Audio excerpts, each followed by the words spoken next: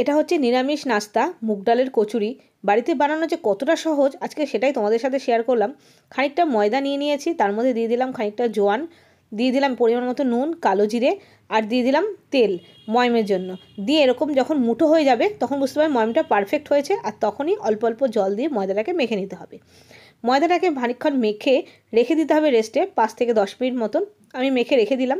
আর এদিকে আমি মুগ ডাল ভিজিয়ে রেখেছিলাম 2 ঘন্টা আগে, সেটা আমি এখন ভালো করে ধুয়ে নিয়ে মিক্সিতে দিয়ে দিলাম জল শুদ্ধ, তারপরে বেটে নিয়ে আসলাম। বেশি জল দেবে না কিন্তু, অল্প জল। আর দেখো বেটে নিয়ে এসেছি, একটু দানা দানা থাকলেও কোনো ক্ষতি নেই। তারপরে কড়াইতে সাদা তেল দিয়ে তার মধ্যে ফোড়নে দিয়ে দিলাম সাদা জিরে, গোটা জিরে, দিয়ে নাড়াচাড়া করে যখন জিরের একটা সুন্দর গন্ধ আসছে তখন দিয়ে দিলাম কাঁচা লঙ্কা কুচি, আদা বাটা, দিয়ে নাড়াচাড়া করছি। আর তারপরেই দিয়ে দিলাম বেটে রাখা এই ডালটা। বেটে রাখা ডালটা দিয়ে তার সাথে সাথে দিয়ে দেবো কিছু মশলা। মশলার মধ্যে আমি দিয়েছি পরিমাণ মতন হলুদ, নুন, তার সাথে দিয়ে দেবো একটু জিরের গুঁড়ো, একটু ধনের গুঁড়ো।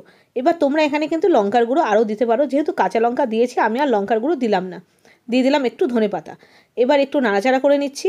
কড়াই থেকে যাতে উঠে উঠে আসবে এরকমভাবে রান্নাটা করতে হবে। মাঝখানে দিয়ে দেবো বেশ খানিকটা মতন হিং, যেহেতু এটা নিরামিষ সেই জন্য হিং দিতেই হবে। দিয়ে ভালো করে রান্না করে নিতে হবে। যখন কড়াই থেকে উঠে উঠে আসছে তখন বুঝতে পারবে যে আমার পুরটা কিন্তু বানানো হয়ে গেছে। কড়াই থেকে একটা প্লেটের মধ্যে নামিয়ে নিলাম।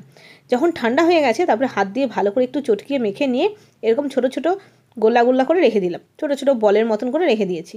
তো দেখো আমার সবগুলো বানানো হয়ে গেছে। তারপরে ময়দাটাকে আরেকবার ভালো করে একটু মেখে নিয়ে লেচি কেটে নিচ্ছি। ছোট ছোট লুচির মতন করেই লেচি কেটে নিচ্ছি, মানে লুচির থেকে একটু বড়। আর তারপরে এরকমভাবে হাতের মধ্যে তেল নিয়েও নিতে পারো বা হাতে ময়দা নিয়েও নিতে পারো। এরকমভাবে ভালো করে মানে ময়দাটাকে গোল গোল করে ঘুরিয়ে ভেতরে একটা গর্ত মতন করে তার ভেতরে ওই পুরটা দিয়ে দেবো, দিয়ে ভালো করে হাত দিয়ে ঘুরিয়ে নেব।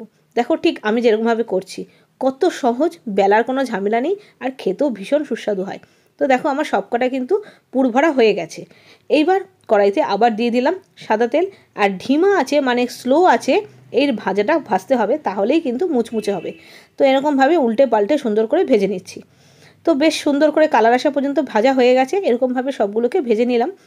তো এই রকমভাবে নিরামিষ নাস্তা মুগ ডালের এই কচুরি বানানো কতটা সহজ, চায়ের সাথে বিকেলবেলা খেতে ভীষণ ভালো লাগে। আর বাড়িতে লোক আসলে এরকমভাবে বানিয়ে যদি সার্ভ করো না, তারা কিন্তু অবাক হয়ে যাবে। আর নিরামিষের দিনেও দারুণ একটা নাস্তা। তো কেমন লাগলো জানিও, খেতে ভীষণ ভালো হয়, ভীষণ মুচমুচে হয়। অবশ্যই করে স্লো আঁচে বানাবে, তাহলেই কিন্তু মুচমুচে হবে। তো কেমন লাগলো রেসিপিটা জানিও। আজকে এই পর্যন্তই, দেখা হচ্ছে আরও নতুন নতুন রেসিপির সাথে। ততক্ষণের জন্য বাই বাই।